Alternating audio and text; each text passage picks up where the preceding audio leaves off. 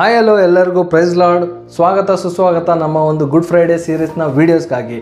ಯೇಸು ಸ್ವಾಮಿಯನ್ನು ಸಮಾಧಿ ಯಾರು ಮಾಡಿದರು, ಯೇಸು ಸ್ವಾಮಿಯ ಸಮಾಧಿಯನ್ನು ಹೇಗೆ ಕಟ್ಟಿಸಲ್ಪಟ್ಟರು, ಯೇಸು ಸ್ವಾಮಿಯ ಸಮಾಧಿ ಹೇಗಿತ್ತು, ಯಾರು ಮಾಡಿದರು, ಇದನ್ನೆಲ್ಲ ತಿಳ್ಕೊಬೇಕಾ? ಈ ವಿಡಿಯೋನ ಕೊನೆವರೆಗೂ ನೋಡಿ. ಯೇಸು ಸ್ವಾಮಿ ಸಮಾಧಿ ಭಾಳಷ್ಟು ಒಂದು ದೊಡ್ಡ ಮಟ್ಟದಲ್ಲಿರುತ್ತೆ, ಅಥವಾ ಭಾಳ ಒಂದು ಉನ್ನತ ಕಟ್ಟಡಗಳಲ್ಲಿರುತ್ತೆ, ಅಥವಾ ಭಾಳಷ್ಟು ಒಂದು ದೊಡ್ಡ ಮಾನ್ಯುಮೆಂಟಲ್ ಪ್ಲೇಸ್ ಆಗಿರುತ್ತೆ ಅಂತ ನೀವೇನಾದರೂ ಊಹೆ ಮಾಡ್ತಾ ಇದ್ದರೆ ನೀವು ಖಂಡಿತವಾಗ್ಲೂ ತಪ್ಪು. ಯಾಕಂದರೆ ಯೇಸು ಸ್ವಾಮಿಯ ಸಮಾಧಿ ಆಗಿದ್ದು ಕೇವಲ ಒಂದು ಭಾಳಷ್ಟು ಕಡಿಮೆ ಲೆವೆಲಲ್ಲಿ ಆಯಿತು ಅಂತಂದು ನಾವು ಅಲ್ಲಿ ನೋಡ್ಬೋದು. ಈವನ್ ಯೇಸು ಸ್ವಾಮಿನ ಅವರು ಊಣಿಡಬೇಕು ಅಥವಾ ಸಮಾಧಿ ಮಾಡಬೇಕನ್ನುವಂಥ ಆಲೋಚನೆಯಲ್ಲೇ ಅವ್ರು ಇರಲಿಲ್ಲ.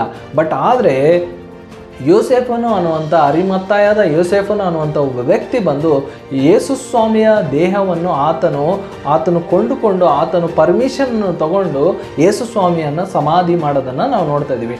ಯೇಸು ಸ್ವಾಮಿಯ ಸಮಾಧಿ ಮಾಡಿದ್ದು ನಾರ್ಮಲ್ ಕಲ್ಲಿನ ಒಂದು ಸಮಾಧಿಯಲ್ಲೇ ಸಮಾಧಿ ಮಾಡ್ತಾರೆ, ನಾರ್ಮಲ್ ಪದ್ಧತಿಗಳಲ್ಲೇ ಸಮಾಧಿ ಮಾಡ್ತಾರೆ. ನಾರ್ಮಲ್ ವ್ಯಕ್ತಿಗಳಿಗೆ ಯಾವ ರೀತಿಯಲ್ಲಿ ಸಮಾಧಿ ಮಾಡ್ತಾರೋ ಅದೇ ರೀತಿಯಲ್ಲಿ ಯೇಸು ಸ್ವಾಮಿಯನ್ನು ಕೂಡ ಸಮಾಧಿ ಮಾಡ್ತಾರೆ. ಇವತ್ತಿನ ದಿನದವರೆಗೂ ಯೇಸು ಸ್ವಾಮಿಯ ಸಮಾಧಿಗೆ ಹಲವಾರು ಜನ ವಿಸಿಟ್ ಮಾಡಿ ಅದನ್ನು ನೋಡುವಂಥ ಪರಿಸ್ಥಿತಿಯಲ್ಲಿ ಕೂಡ ಯೇಸು ಸ್ವಾಮಿ ಸಮಾಧಿಯನ್ನು ಅದೇ ರೀತಿಯಲ್ಲಿ ಇಟ್ಟಿದ್ದಾರೆ.